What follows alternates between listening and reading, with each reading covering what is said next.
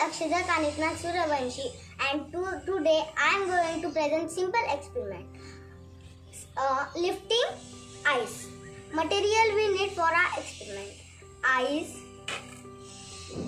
thread, and common salt. What we have to do? Take a ice cube, put the thread on the top of the ice.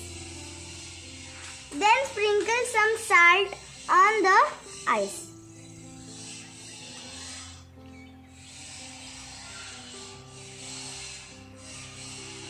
What happens? You see wood ice layer formed over the thread or near the thread. Wait for a few seconds. Hold two ends of the thread. First we hold two ends of the thread. Now we hold one end of the thread.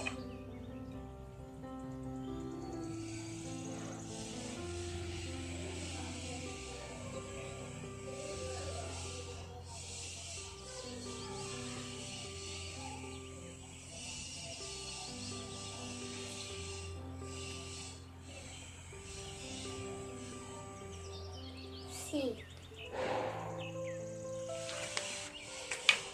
Thank you.